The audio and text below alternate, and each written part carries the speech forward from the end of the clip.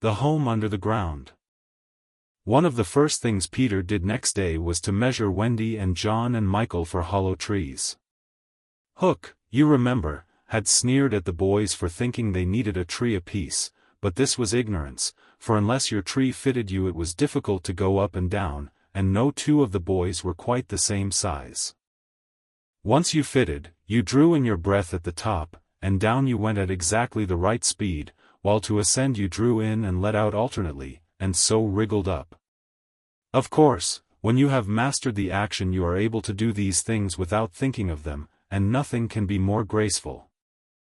But you simply must fit, and Peter measures you for your tree as carefully as for a suit of clothes, the only difference being that the clothes are made to fit you, while you have to be made to fit the tree.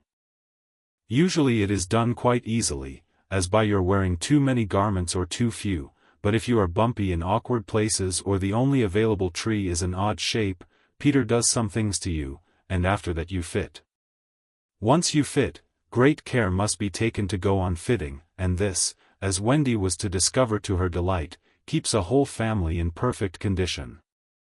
Wendy and Michael fitted their trees at the first try, but John had to be altered a little. After a few days' practice they could go up and down as gaily as buckets in a well. And how ardently they grew to love their home under the ground, especially Wendy. It consisted of one large room, as all houses should do, with a floor in which you could dig if you wanted to go fishing, and in this floor grew stout mushrooms of a charming color, which were used as stools. A never tree tried hard to grow in the center of the room, but every morning they sawed the trunk through, level with the floor. By tea time it was always about 2 feet high, and then they put a door on top of it, the whole thus becoming a table. As soon as they cleared away, they sawed off the trunk again, and thus there was more room to play. There was an enormous fireplace which was in almost any part of the room where you cared to light it, and across this Wendy stretched strings, made of fiber, from which she suspended her washing. The bed was tilted against the wall by day, and let down at 6:30, when it filled nearly half the room, and all the boys slept in it, except Michael, lying like sardines in a tin. There was a strict rule against turning round until one gave the signal, when all turned at once. Michael should have used it also, but Wendy would have a baby, and he was the littlest, and you know what women are, and the short and long of it is that he was hung up in a basket. It was rough and simple, and not unlike what baby bears would have made of an underground house in the same circumstances. But there was one recess in the wall, no larger than a bird cage, which was the private apartment of Tinker Bell. It could be shut off from the rest of the house by a tiny curtain, which Tink, who was most fastidious, always kept drawn when dressing or undressing. No woman, however large, could have had a more exquisite boudoir and bedchamber combined. The couch, as she always called it, was a genuine Queen Mab, with club legs, and she varied the bedspreads according to what fruit blossom was in season. Her mirror was a Puss in Boots, of which there are now only 3, unchipped, known to fairy dealers. The washstand was pie crust and reversible, the chest of drawers an authentic Charming the 6th, and the carpet and rugs the best, the early period of Marjorie and Robin. There was a chandelier from Tiddlywinks for the look of the thing, but of course she lit the residence herself. Tink was very contemptuous of the rest of the house, as indeed was perhaps inevitable, and her chamber, though beautiful, looked rather conceited, having the appearance of a nose permanently turned up. I suppose it was all especially entrancing to Wendy, because those rampageous boys of hers gave her so much to do. Really there were whole weeks when, except perhaps with a stocking in the evening, she was never above ground. The cooking, I can tell you, kept her nose to the pot, and even if there was nothing in it, even if there was no pot, she had to keep watching that it came a-boil just the same. You never exactly knew whether there would be a real meal or just a make-believe. It all depended upon Peter's whim. He could eat, really eat, if it was part of a game, but he could not stodge just to feel stodgy, which is what most children like better than anything else, the next best thing being to talk about it. Make-believe was so real to him that during a meal of it you could see him getting rounder. Of course it was trying, but you simply had to follow his lead, and if you could prove to him that you were getting loose for your tree he let you stodge. Wendy's favorite time for sewing and darning was after they had all gone to bed. Then, as she expressed it, she had a breathing time for herself, and she occupied it in making new things for them, and putting double pieces on the knees, for they were almost frightfully hard on their knees.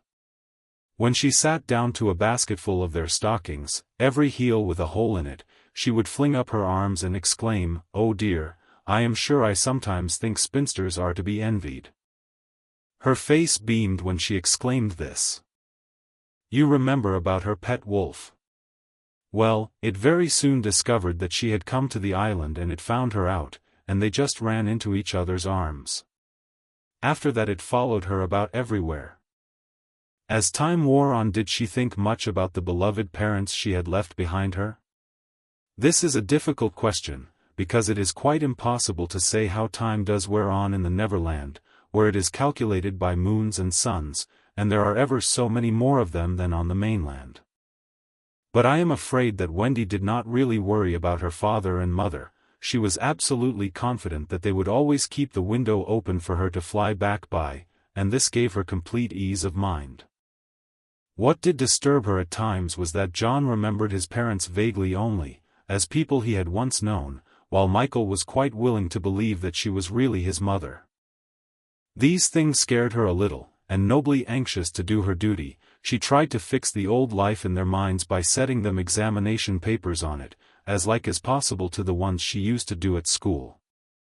The other boys thought this awfully interesting, and insisted on joining, and they made slates for themselves, and sat round the table, writing and thinking hard about the questions she had written on another slate and passed round. They were the most ordinary questions. What was the color of mother's eyes? Which was taller, father or mother? Was mother blonde or brunette? Answer all three questions if possible.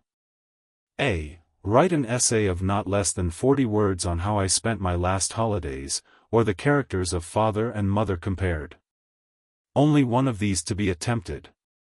Or, 1. Describe mother's laugh, 2. Describe father's laugh, 3. Describe mother's party dress, 4. Describe the kennel and its inmate.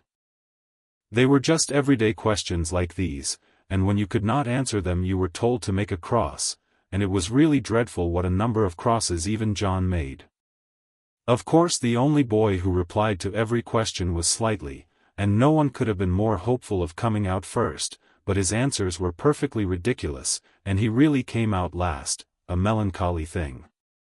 Peter did not compete. For one thing he despised all mothers except Wendy, and for another he was the only boy on the island who could neither write nor spell, not the smallest word. He was above all that sort of thing. By the way, the questions were all written in the past tense. What was the color of mother's eyes, and so on. Wendy, you see, had been forgetting, too. Adventures, of course, as we shall see, were of daily occurrence, but about this time Peter invented, with Wendy's help, a new game that fascinated him enormously, until he suddenly had no more interest in it, which, as you have been told, was what always happened with his games. It consisted in pretending not to have adventures, in doing the sort of thing John and Michael had been doing all their lives, sitting on stools flinging balls in the air, pushing each other, going out for walks and coming back without having killed so much as a grizzly. To see Peter doing nothing on a stool was a great sight. He could not help looking solemn at such times. To sit still seemed to him such a comic thing to do. He boasted that he had gone walking for the good of his health.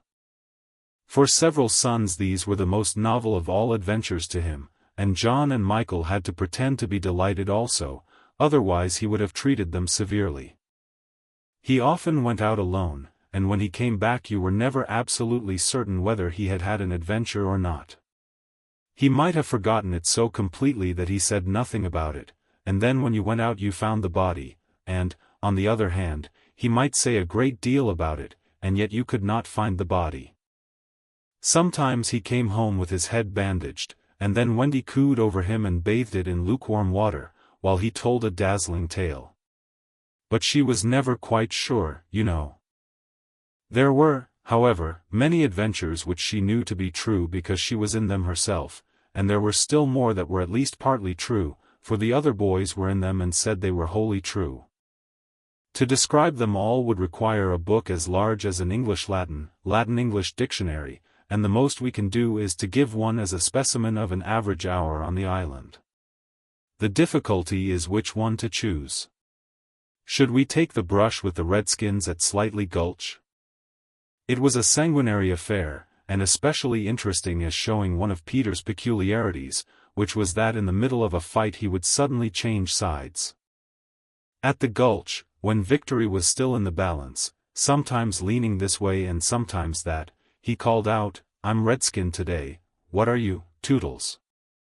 And Toodles answered, "Redskin, what are you, Nibs?" And Nibs said, "Redskin, what are you, Twin?" and so on, and they were all Redskins, and of course this would have ended the fight had not the real Redskins, fascinated by Peter's methods, agreed to be lost boys for that once, and so at it they all went again, more fiercely than ever.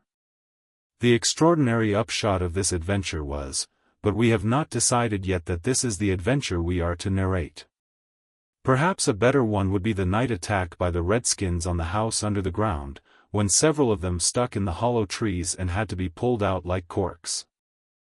Or we might tell how Peter saved Tiger Lily's life in the Mermaid's Lagoon, and so made her his ally.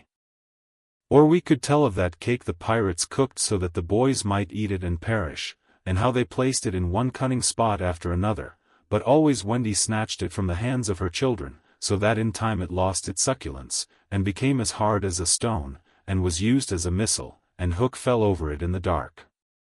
Or suppose we tell of the birds that were Peter's friends, particularly of the never bird that built in a tree overhanging the lagoon, and how the nest fell into the water, and still the bird sat on her eggs, and Peter gave orders that she was not to be disturbed.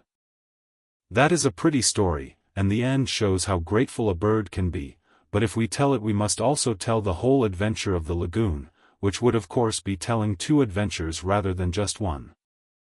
A shorter adventure, and quite as exciting, was Tinker Bell's attempt, with the help of some street fairies, to have the sleeping Wendy conveyed on a great floating leaf to the mainland.